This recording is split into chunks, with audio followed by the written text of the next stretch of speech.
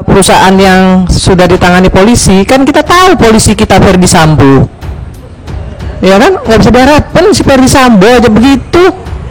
Mana lo mas? Ferdi Sambo kono, apalagi BP POM ini, saya tahu persis berapa banyak kasus-kasus yang harusnya kena 1-2 tahun bisa jadi 3 bulan. Dari dulu begitu. Makanya kan saya kalau ngomong di media kan saya bilang itu, saya tekankan bahwa polisi nggak jangan main-main gitu loh. Karena apa? Karena tim investigasi BP POM itu mandul, nggak punya alat tekan, sama kayak DPR nggak punya alat tekan. Kita sendiri kan cuma punya rekomendasi, tapi kita nggak bisa ngetok orang. DPR kan sama pemerintah apa bisa kita ngetok mitra kita? Nggak bisa. Kita cuma bisanya rekomendasi ngamuk-ngamuk, kan gitu. Ferdi Sambo ini membuka mata kita semua bahwa emang brengsek. Panggilin mereka, sekarang lu saatnya lo ini berbakti dong sama bangsa dan negara ini. Ini sekarang kita lagi dalam kesulitan. Gitu aja kok susah gitu loh. Itu nggak susah, panggilin aja. Kalau mereka nggak mau, suruh ketemu saya biar diketok kepalanya tuh. Terima kasih sudah klik video ini. Jangan lupa tekan tombol subscribe untuk bergabung.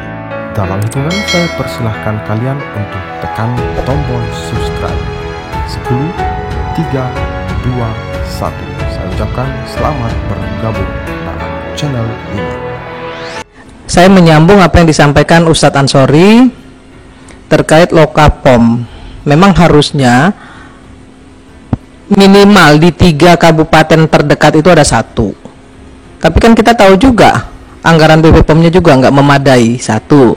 Yang kedua, Ibu harus ingat RUU POM ini, Waspom ini harus segera cepat diselesaikan loh. Kalau enggak, Ibu nggak punya legal formal. Nanti ya terus-terusan seperti ini kejadiannya. Kalau ada apa-apa ya telunjuknya langsung ke Ibu. Dan kalau telunjuk itu langsung ke Ibu, ya wajar-wajar saja kalau RUU-nya memang undang-undangnya nggak ada. Makanya memang harus segera, Bu, nggak bisa main-main lagi. Komisi 9 ini terus terang ya sangat-sangat peduli dengan hal itu. Kita juga nggak mau kok menjerumuskan atau merugikan mitra kita, nggak mau. Karena kita harus saling membantu, gitu ya, supaya kinerja Komisi 9 dan mitranya itu dinilai masyarakat itu memang bermaslahat. Tadi kan seperti Ustadz Ansori tadi bilang, bagaimana mungkin makanan-makanan kayak Cikibul, kemudian kemarin ada yang minuman-minuman yang diproduksi oleh 1 kabupaten gitu ya, terus lolos. Ya wajar aja lolos karena Lokapomnya nggak ada. Kemudian yang namanya lab kelilingnya juga terbatas. Ya susah juga sebenarnya kalau kita mau ngomong jujur ya, susah. Di Sumatera Selatan lah contohnya, itu ada yang namanya, mungkin kalau bahasanya tuh mungkin tahu, yang namanya calo, kalau orang Palembang bilang itu terasi. Itu makanan pokok kami. Semua makanan, semua sayuran itu pasti pasti ada terasinya. Nah, sementara terasinya itu banyaknya ya pakai zat pewarna semua. Yang taruh di baskom, tuh kalau ada laler nemplok di sendok, teplok, masuk itu lalernya ke dalam situ. Itu nggak bisa diawasi kalau nggak ada Lokapomnya di sana. Jadi saya pun juga kadang-kadang mau marahin BP POM juga kadang-kadang saya juga sadar diri juga. Karena memang terbatas. Coba dilihat tuh kalau di Sumatera Selatan tuh. Ngeri kadang-kadang kita ngelihatnya. Kalau di pasar, namanya Pasar Kalangan kalau di Sumatera Selatan.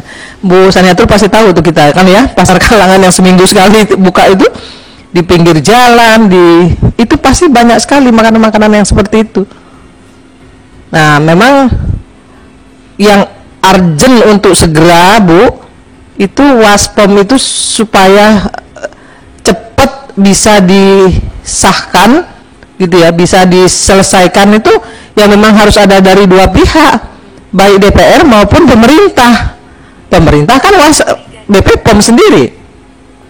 Nah, ini harus segera, saya ingatkan sekali lagi, kalau enggak, kalau Ibu terus-terusan disalahin ya jangan juga kemudian ini ngambek gitu ya.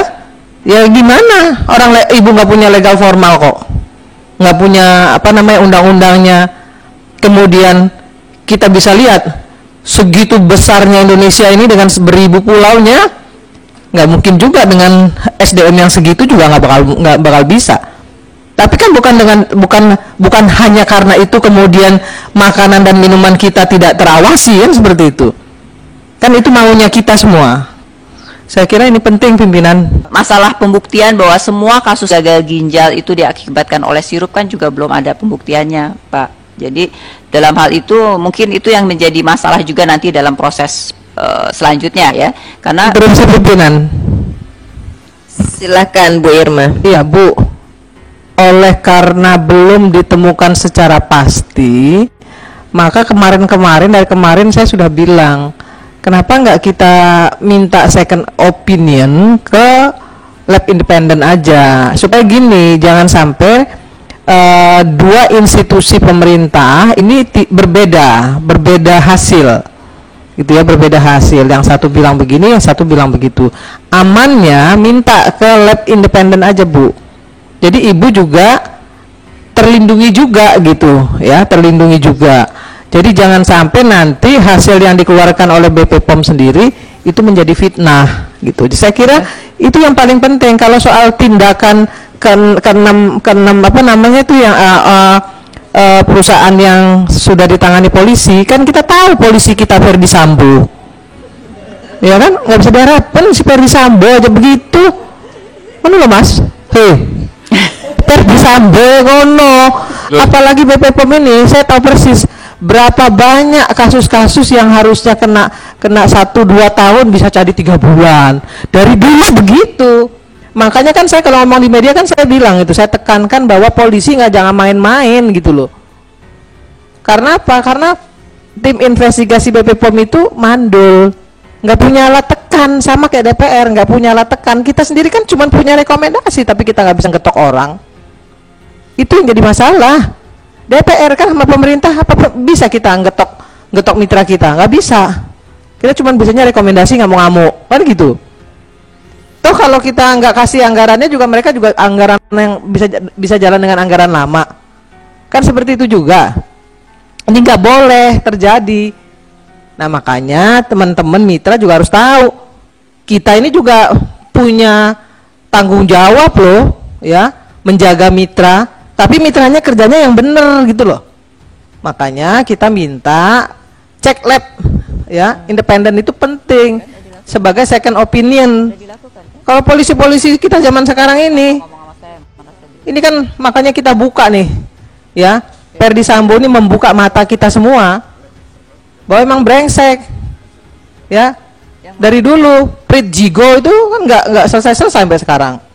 Sekarang sih udah mulai lumayan, ya, sudah mulai lumayan sih, nggak seperti dulu lagi gitu. Tapi masih banyak juga yang hengki-pengki, gitu Mas.